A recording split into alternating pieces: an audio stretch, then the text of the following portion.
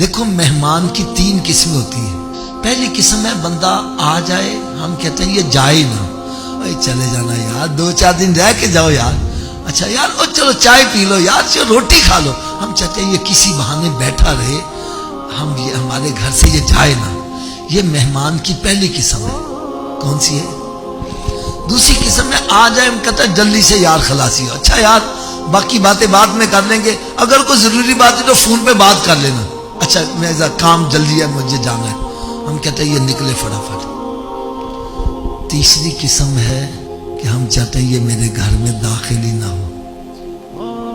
ایسا ہی ہے نا جی. اب مسجد کس کا گھر ہے؟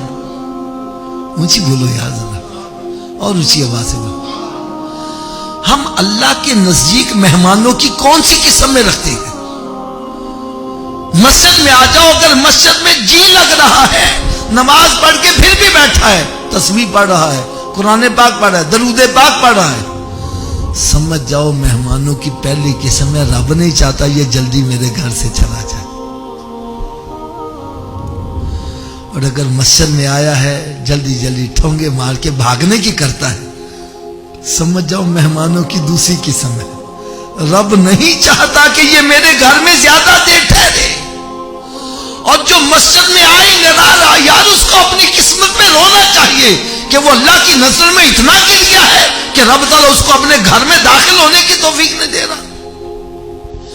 یہ بات اچھی طرح ذہن نشین کر لو, بندہ اپنی ہمت سے مسجد میں نہیں جا سکتا, جاتا ہے تو رب کی توفیق سے ہی جاتا ہے. یہ بات صحیح ہے یہ غلط ہے؟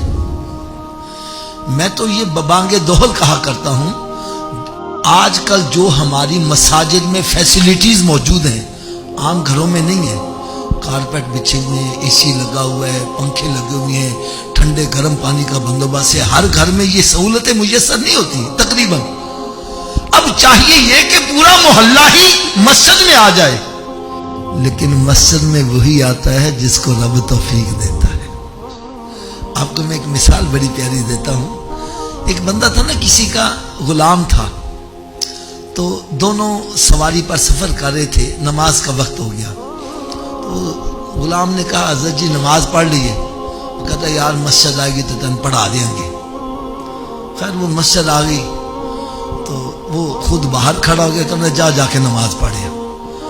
اس نے نماز شروع کی, کچھ سرور آنا شروع ہو گیا, کچھ رکوع لمبے ہو گئے, کچھ سجدے لمبے ہو گئے, کچھ تسبیح پڑھنے لگ پڑا. وہ باہر کھڑا پریشان, وہ آواز دیتا ہے اوے اور باہر نہیں آ رہا, اوے تین کنے اندر پھاڑ لیا وے جڑا تین باہر نہیں آن دے رہا.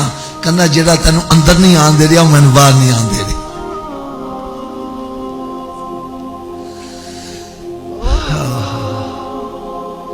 تو جو مسجد میں نہیں جاتا وہ اپنا کمال نہ سمجھے, بلکہ اپنے اوپر روئے کہ وہ اللہ کی نظروں میں اتنا گر گیا ہے کہ رب تعالیٰ اس کو اپنے گھر میں داخل ہونا پسند نہیں فرما رہا.